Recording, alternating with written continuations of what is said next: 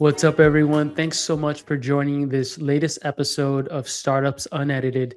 Today, I'm joined by Jonathan Friedman, who is a serial entrepreneur. Most recently, was building a company in the interactive demo space, which, of course, I have a soft spot for that category, and was very familiar with your product and business. And when we were chatting, I think it was last week or so, kind of getting to know each other, I had mentioned how I was so impressed with the product and then the way that you were approaching that product.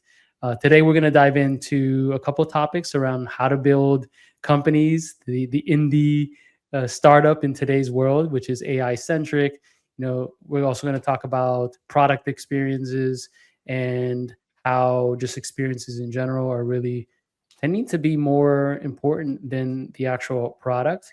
And then lastly, how do you find peace of mind and downtime in a world where technology is accelerating? Jonathan, thanks so much for joining us. Yeah, thanks for having me. Happy to be here.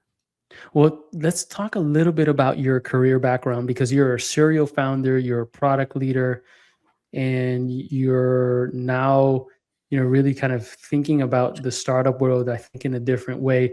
How did you get into this whole startup crazy ecosystem?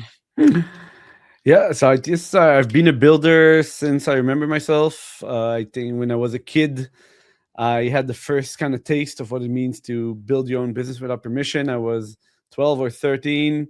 I wanted to make money, and nobody wanted to hire me for obvious reasons.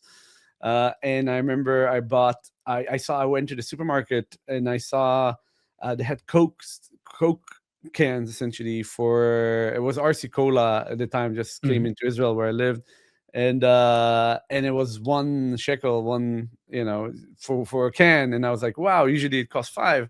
I can sell it for 5 in the junction. I lived on top of a busy junction, and so I went with a friend, and we got some of these cans and started selling them. The first day we didn't have product market fit because we didn't cool them down in August in Israel. That's not great. But then the second day we figured out we have a cooler and ice and stuff, and it went. And I think that was the first time it's like, hey, I don't need permission, and I can make money out of, I felt like, thin air. So that kind of got me hooked in entrepreneurship. And then throughout my career and from university onwards, really, I kind of built businesses. Every time it was a bit bigger, big investments. I had a company called Student Events while in school for competitive student events where the best students came to compete. And then I built a company called Reactful in the conversion optimization space and moved with that to the US. I built a startup within a startup in a company called Trip Action, so now Navan. I built essentially the expense management part. That was a nice experience to see that you could build a startup within a startup, and that's a very different beast. And then from there, I had the insight of how hard it is to build demo environments and at scale for many for many sales people, and how the demo is kind of stuck at the SC level. And I was trying to imagine what would look like if you could push out demoing to everyone. And everyone should be able to show the product. I feel like that's really hard. And that insight kind of led me to build DemoStack, which was my latest firm. We raised a lot of venture capital money, and I ran it for about 6 years until stepping down about a year ago and traveling the world. So that's where you're catching me right now. It's interesting you talk about, a couple of things. First of all, congratulations.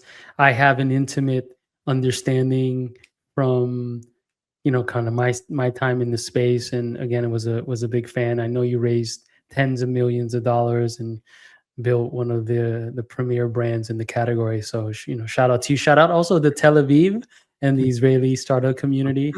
Such a gold mine of talent and innovation. But I wanted to dive into kind of, if you think about like how to build companies today. You talked about the indie startup, right? And AI has changed everything. I was talking to a founder yesterday about his new product, and he was showing me what he was able to do with AI, and it was this like little avatar thing for social media, and I was like, please tell me that's human. He's like, no, 100% prompt. Wow. And I was like, oh my gosh, it's pretty wild. So what we can do today is completely amazing. if you had to kind of give founders advice on maybe taking a different approach, maybe not doing the we're going to raise and raise and raise, but we're going to maybe build something a little different, what advice would you give around what that should look like? Yeah, it's something I've been thinking about a lot. Obviously, seeing my experience raising VC money, and then seeing what that feels like in the cockpit when you're winning, and sometimes when you're not. Most companies go to boom and bust cycles. You kind of have to, right? I don't think any company has linear success, or maybe some, but it's very rare. At some point, you're accelerating as fast as you can, right? So at some point, you kind of come out, and I think it's just VCs were a great model when a lot of capital was needed to build anything, right? You needed before AWS, you needed servers and a bunch of talented people to configure them, and then on top of that, a bunch of people to build some basic infrastructure, and then people to build a front end that does something, and then databases and all that, and it costs a lot of money and funds. And I think every VC, it's not a secret, it's a power model, right? The best people, they're great people that are VCs, fantastic investors. Some of our investors are incredible people, but they work according to a power law. A power law essentially means that a lot of companies would just not be successful and be broken dreams. It's really like a lottery system, right? If you look at the lottery advertisement, they always show you the person that wins, and there's almost every week there's a winner, but it's not you, and there's a lot of people that lost, right, and didn't win anything. So in that sense, it's really kind of a lottery, maybe a little bit better distributed, right, and there's different outcomes, but essentially it's really a lottery built on a lot of founder effort. And not only AI, but also infrastructure being now as abundant and cheap as it is, I think allows for a different model. And so in the past, I think it just was like, oh, you're a VC company, okay, you're raising, you're accelerating, you're going, you're swinging for the fences. And that was like lifestyle business, which is like, oh, you want to make a few bucks for yourself. And it wasn't necessarily a derogatory term, but it does make it feel smaller, or you're not ambitious, your lifestyle, you do it because It's you had that stigma. Yeah, totally. Exactly. And I feel there needs to be a word for the third category. It came to me when I saw an article a week ago in TechCrunch, where Eric, I forgot his last name now, but the founder of Pebble kind of is going at it again, trying to build a watch. And the title of the article was, Eric is trying to explain he's not doing a startup, but still has ambition. I was like, wow, that's a lot of words. And all of them kind of in a negative way. It's not this, but it's not this, and it's not this. But I think what his main message was, I don't want to put words in his mouth, but from the article, they're a small team. They're not going to raise any money, or if raise, it'd be almost insignificant, but they have big ambitions. They're trying to sell. They had a Kickstarter. They, I think, had 50,000 pre-registration, so something big. They want to launch multiple products in hardware. So, and the whole article was like trying to explain, I'm not a startup, but I'm not trying to build, a little lifestyle thing. I'm still ambitious. And it gave me pause. I was like, wait, there should be a word that just describes that. And the best word I could come up with is actually by a VC that started called Indie Ventures. They started a while ago thinking, hey, the VC model there's nothing between lifestyle and full VC. And they started kind of something called Indie Ventures. And I got to the same idea of like calling it an indie startup, where the difference is you're still ambitious. You're thinking, so the kind of characteristics of an indie startup is indeed that you're ambitious. You want to build something big. You're usually a small team, and you're trying to kind of one-shot funding, meaning you're probably, if you do you might not do any funding, which is completely okay, of course, or you get pre-orders from customers, something cool like that.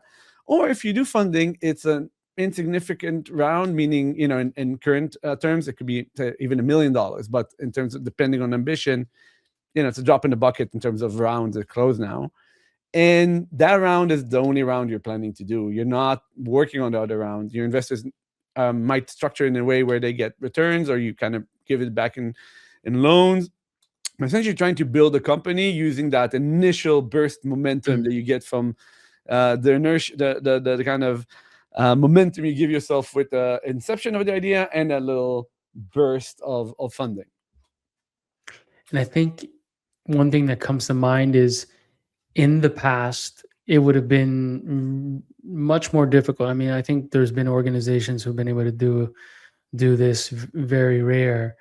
But now with AI and the promise of it, whether you believe that AI today, January 2026, is, it's in the place where it can, replace a lot of the humans that were required in the past. I think that's, we'll see. I spoke to a CEO yesterday who said to me, I now have a policy that is very similar to the Shopify CEO, where we have to look at the tasks or jobs to be done that a human would historically do. We have to see and test if, I think he loves Claude. So he's like, if Claude can do this, or another AI agent can do this. And if not, if we're 100% sure, right, we've tested it that it can't be done, then we will hire a human. And I was like, wow, okay. And I asked him, I said, and he's a good friend of mine. So I'm like, yeah, I know he gets excited about stuff. So I'm like, are you sure? Like, are you BSing me? Is this true? He's like, absolutely. In fact, we just, yesterday alone, they let go of a designer right on the team. And he's like, why am I going to do it? Like, now Claude is doing this stuff right for me. And so I think, if you think about that indie startup kind of model that you're talking about, it's probably more possible today to be able to do this type of thing in a more capital efficient way than ever, right? So that $1 million, boy, if you spent a percentage of that on agents and tools, I think that really resonates with me. Right. Not only is it more possible, I think it's actually better for the market at large in the economy. The thing is with VC companies, they're forced into big markets, right? Everyone knows that you're trying to build this deck and show how your market is multi-billion dollars. And for a lot of time you don't know, you have no clue, you hope, it's like a plausible theory. But even if you do, and you build this kind of a big VC company, a lot of times you have to, it's hard to focus on a niche completely, because you have to build something for bigger niches eventually. Even if you start narrow, you have to kind of expand it really quickly. And what happens is essentially averaging, right? You need to do it for this segment and this segment and this segment, and then you have to put your attention and resources on a product that's spiraling out, and everyone knows about feature bloat, and it becomes so heavy and rough. And when you have indie startups and smaller companies, they don't need that massive market, so they can give a lot of love for a specific niche. And also, it takes so much overhead. Every time you add another person to a team, we know the nodes kind of multiply, and the overhead problems becomes huge, and it's harder to understand what everyone's doing, and you're like, suspicion starts. Like, am I doing more than others? And the smaller the team, the overhead goes away. Essentially, all the tribal knowledge is just given for free for everyone, or everyone's on the same page, because if there's only 5 people to brief, that's much easier than 500. So a lot of it frees up a lot of, if every company goes like that, right, and frees up that overhead and HR and compliance departments and a million things that they kind of need to set up humans to work together in massive teams, then you could have really stronger core companies that care more, where people are engaged, and then collaboration between these tiny companies. So I'm almost imagining these tiny indie startups, if there is a massive project where multiple of these need to collaborate, with AI and those collaboration tools that make it easier for information to flow, and also I think like people are more used to collaborate over the internet, and there's trust mechanisms. It's almost like, think about a Power Ranger Megazord, right? So every company is like a great robot, a rhino, a bird, or whatever, and then like they can combine to this Megazord for a specific massive product. So it's still possible to take a massive project that not one company can do, and collaborate by kind of conjoining for a specific piece. I think that's very exciting.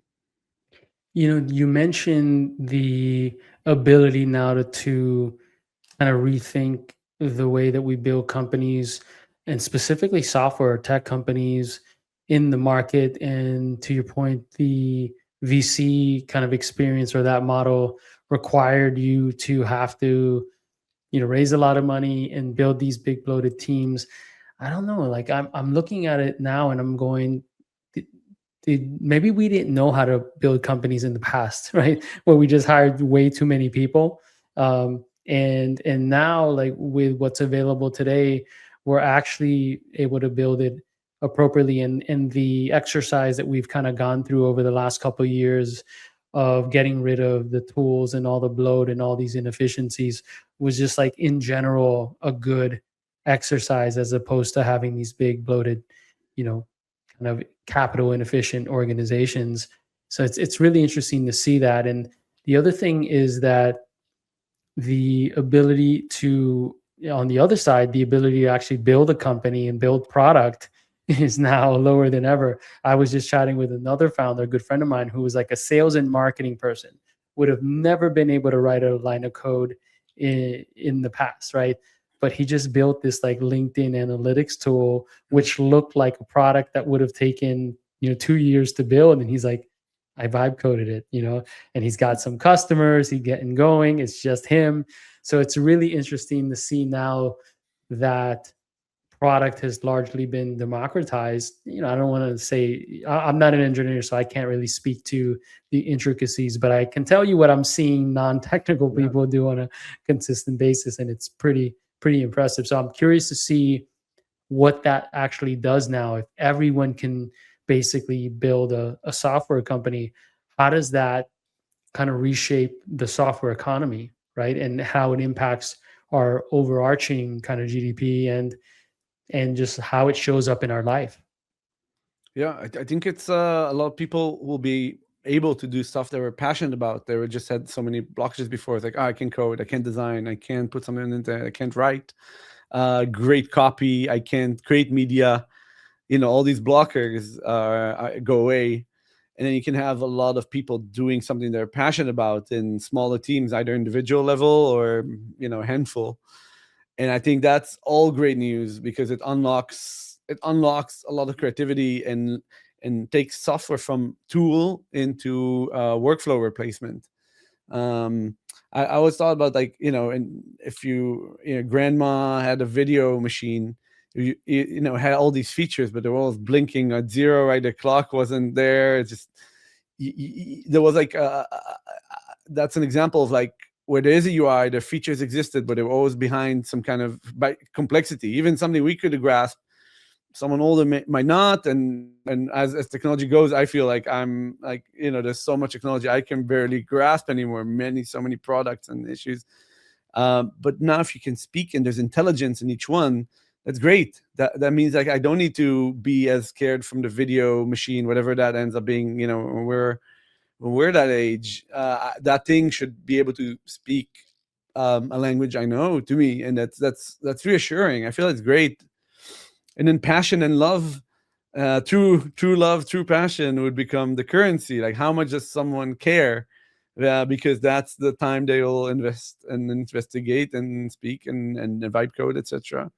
And I think that those are great propositions. Eventually, of course, there's turbulence, changing society from one thing to another, but eventually, in stable state, I'm thinking it's great. You mentioned something that really kind of touched me, which was, now we live in this world of abundance, right? Why would you say, and I know you mentioned the kind of the importance of experience, why would you say that experience now has become more important than even product features in the past? Yeah, I think experience is the closest thing proxy that we can have to attention. I feel attention is going to be um, the most scarcest, interesting thing you can get. It's like the gift of attention is the biggest gift.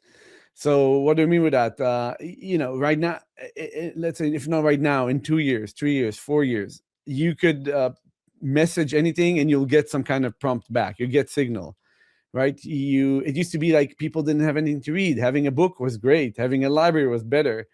You can get infinite content right now. Not even saying with just what stuff on YouTube. Just you can create, as much content as you want. And I feel like a lot of people say AI slop. It does not necessarily slop. It's just like it's just like something that doesn't fully grab the experience right. But then some people take the AI pieces that they get, the videos, the pictures, and create experiences out of that, and that feels tremendous because you see there was someone that really got you at the moment, and I think that when that unlocks, you feel connected to the team that built it, the person behind it. You feel like they got me, they understood me, they understood what I'm going through.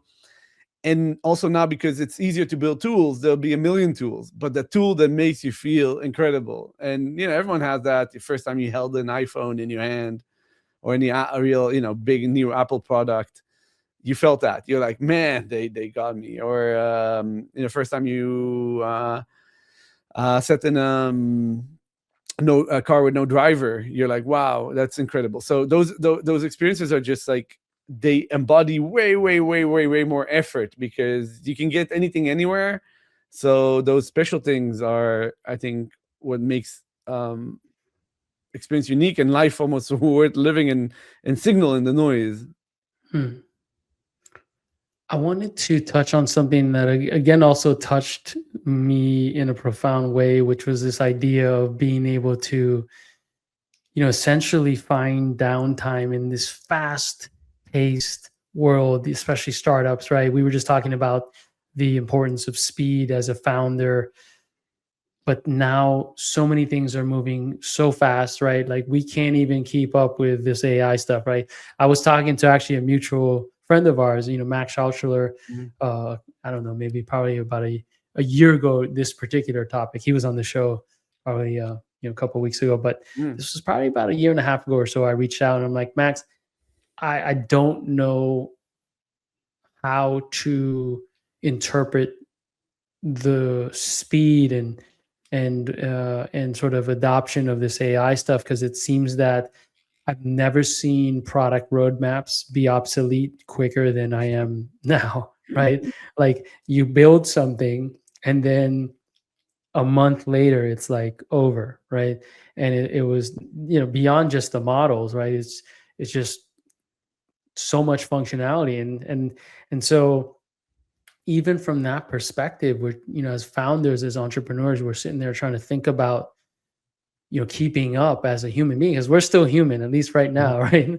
We'll see how our species evolves, but right now we're humans. And so you talking about the importance of being able to disconnect and find some grounding in this journey. Maybe we can unpack that a little bit. What kind of advice would you give entrepreneurs or founders are out there to be able to do that? And one thing I just wanted to add was that after we sold a business to Twitter, this was now 13 years ago or so, I spent some time at Twitter, and then I spun out and started to travel the world. And I traveled for a couple of years after that. And it was an immensely, powerful experience that has shaped my worldview tremendously. So just wanted to mention that, because that was, in a way, my disconnecting from, the San Francisco, Silicon Valley kind of ecosystem at that time.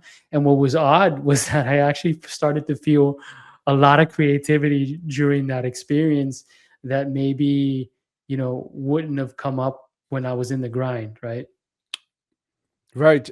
I think that's the most, it's so important, because look, I live in the Bay Area. I've been living here for almost 10 years now, and I love it. But it's sometimes so easy to forget we live here in a certain game we want to play, in a community that plays games, and that life is more than that. And it's just because your friends are raising money and doing things people you really like and appreciate, and the speed is incredible, and it's only going to accelerate from here. The acceleration that we feel now, I think it's just the start of the road. There are many. I love reading science fiction, and there are many science fiction that kind of predict what happens next, and it's acceleration beyond belief. And I think mentally, most people are not prepared for that, especially people that are kind of on the bleeding edge, or like consider some technologists and all that. And I feel the grounding, we don't have the tools, we don't have the language around this, we don't have institutions around this. It's kind of every person on their own, a few blogs and people that talk about this, or they've been through burnout that talk about this. But there's a few things I think. Yeah, for me, I have a rule that every time I finish one big chapter of my life, I travel for at least 3 or 4 months. It might be a luxury thing; not everyone can do it. But I feel like, when I had less money, I just I finished high school and stuff. I went to South America, and slept in the cheapest places. So it's not like I always had a lot of means. Of course, when you have family and kids, it's different. But then, what about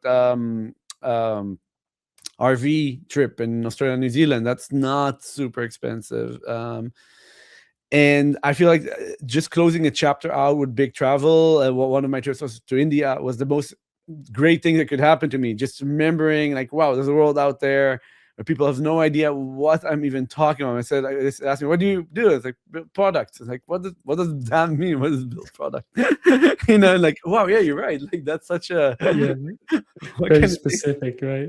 What kind of job is product manager? It's like so it really helps kind of ground. And there's also, I feel, the disconnect from the web is going to get harder and harder, and it's more valuable and valuable in my mind. I found myself, especially after being in VC roles where you're the CEO, everything comes to you, you're drinking from a fire hose. Even when you step away from that, you still feel like the need to go and read, and what you read is what you are. So if you go and consume a ton of social media and rage and politics, and you're going to think about that. It's going to consume part of your mind and be with that. And sometimes you need to be involved, but a lot of times they try to control that diet. It's really like eating sugar. And I found myself sometimes being an addict, and I used, the Apple features to kind of limit myself, but then that didn't work. I got a piece of software called Opal, a bunch of them that kind of block your all your apps, and it's harder to kind of get out of it. And but I understood I needed to manage that, and find peace of mind, and that quiet. It feels boring and uncomfortable, but man, there's so much in this uncomfort. It's Awesome. so much, and I'd be sad for people that don't experience it because they're just accelerating. So I think it's more important than ever, and you have to just take a hard stance on managing it. Awesome. Jonathan Friedman, thank you so much for being on the show. Folks, go ahead and follow Jonathan on LinkedIn. I know, knowing you now for not that long, I know you're probably going to be building something awesome here pretty soon. But folks, go ahead and follow Jonathan and keep up with his next adventures. Jonathan, have a wonderful, wonderful day. Thank you, Jorge. It was a pleasure being here. Thank you so much.